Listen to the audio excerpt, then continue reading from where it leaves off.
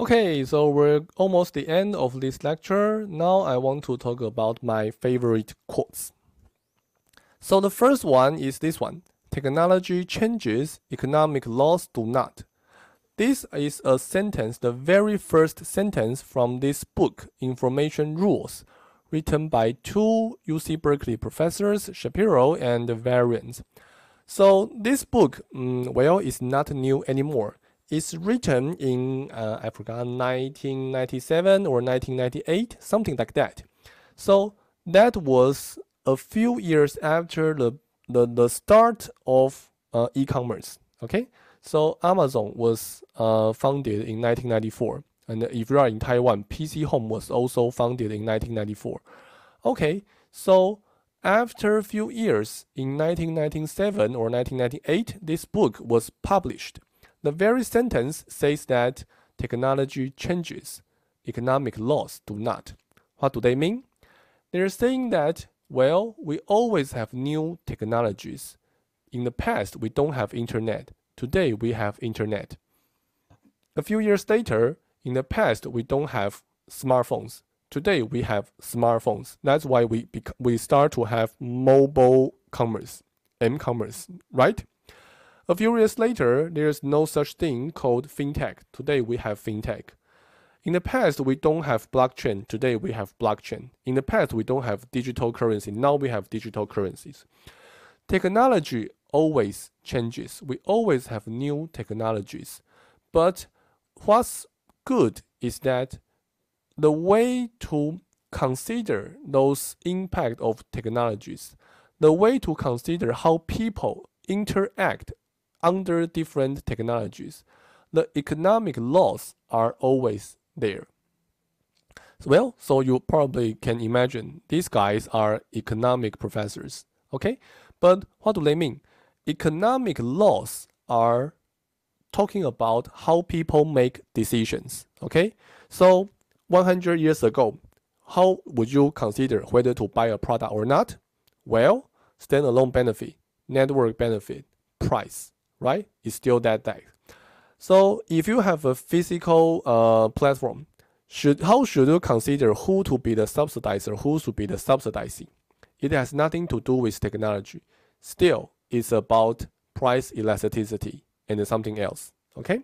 So their argument is that, well, it's important to know the technology. It's important to follow new technology, but don't be trapped by the new development of technologies. Don't just look at the surface. Look at the underlying theories. When we want to understand the impact of technology, well, understanding technology itself is important, but understanding some economic laws is also important. That's really something that we may use for the next 20 years, 30 years, and 40 years. There are always some important underlying things among people that are always there. So for me, I follow this idea. I follow the suggestion from this particular quote. For me, platform strategies is a course talking about internet, talking about technologies, talking about commerce, e-commerce, m-commerce, whatever. For me, this is a new way to do business in the new digital era. That's true. But in this course, we don't focus a lot on new technologies. All right? What we do care about is economic laws. So, starting from today, for later lectures, you will see me focus a lot on the economic principles. I don't want to talk about theories, even though when I was writing articles about journal articles or papers, I always derive a lot of weird equations talking about economic laws. But for this course, I'm not going to do that. Still, I'm going to talk about economic principles. I'm going to try to help you to get a way to analyze all those things happening in front of you in a systematic manner, hopefully. Okay? By giving you some principles, by focusing more on the underlying principles, hopefully this course gives you something that may still be useful after 10 years, 20 years, or 30 years. That's my hope. The next sentence is created, or I don't know. I heard this from a professor who just retired from our university, Professor Tang Mingzhe. Okay, Professor Tang also is still teaching in, I guess, the GMBA program regarding mergers, acquisitions, or some finance, whatever, something I don't know. But Professor Tang also are still teaching is still teaching platform strategies, not in GMBA but in somewhere else. Okay, so there was once that I sit in his classroom and he started to give an overview about the course. He wants to tell those undergrad students in our college about what is business sense. So I guess most of you are GMBA students, most of you are college students, business school students, and so on and so on and so on. We all agree that if we want to do a successful business, we need business sense. We need strong business sense. And maybe that's the thing we want to study, we want to learn in a business school. Well, what is business sense? If you want to learn business sense, first we need to define what is business sense, right? Professor Tang give me an answer. That's maybe the best definition I have ever heard about business sense, because maybe you already know my background. I studied in the Department of Information Management. When I was an undergrad student, you may consider me as a CS student. So pretty much I always learn algorithms, optimizations, networking, and the database, and so on and so on. So I started to learn business, I guess, starting from my PhD years, okay? So I always wonder what is business sense. So here, I give you some hints. Professor Tang says, well, business sense is business something plus some kind of sense. I'm not going to tell you the answer directly. I'm going to give you 10 seconds to think about it.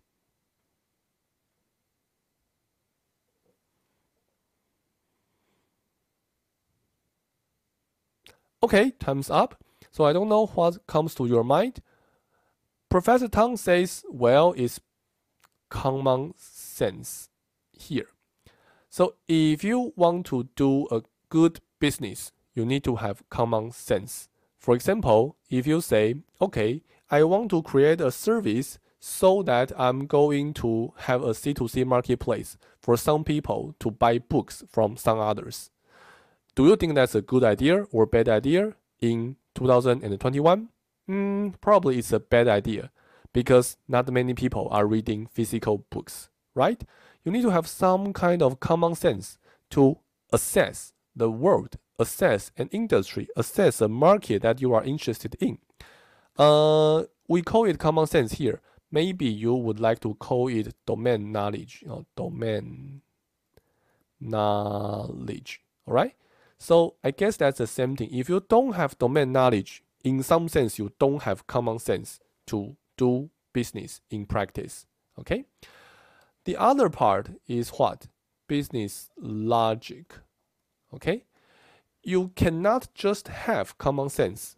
If you just have common sense, it's just like some people who have a lot of experience, 40 years of experience in one industry, okay? We do have a lot of common sense. But in that case, if you don't have a logical way to think, don't have a systematic way to think, your common sense or your experience only help you to deal with past situations, okay?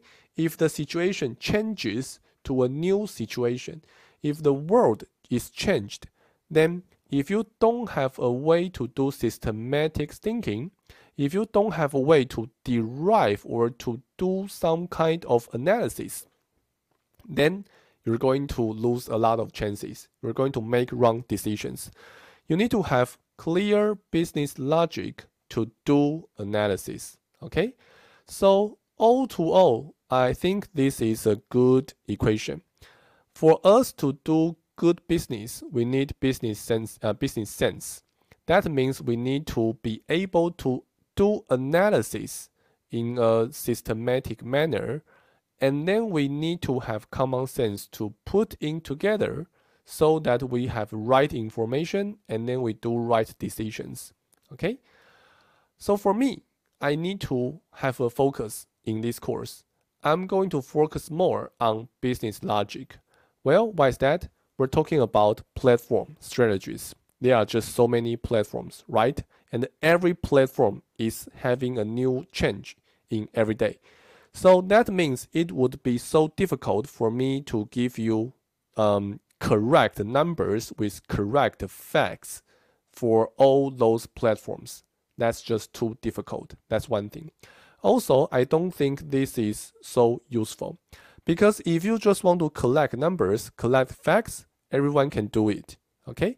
In a course in a university with one semester or several weeks, I think it's more useful for us to discuss about business logic, to discuss about how we may provide some analytical frameworks for us to consider how this may happen. We don't want to just ask what happened. We want to ask why it happened. Okay? We want to ask why this company is useful, why this service is useful, why this service is popular, why this company can be so popular and successful. We want to answer why by doing logical thinking.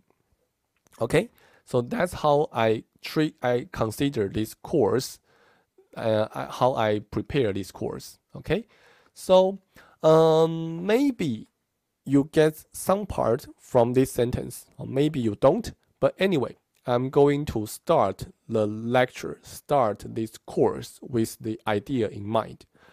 Whenever I do any analysis, we will try to convince you something about business logic. Of course, we do have some common sense, but I don't think in this course, in the subject we are interested in, I don't think I have more common sense than you.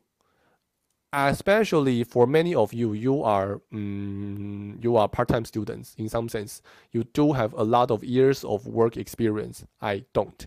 Okay, so I don't think I should come here to teach you common sense. Instead, let's focus more on business logic. Hopefully, after several weeks, you would also agree that a training in business logic for this particular subject, maybe you also agree that it is helpful. If that's the case, then I think we will all be very happy. Okay, that's the end for this introduction. Thank you.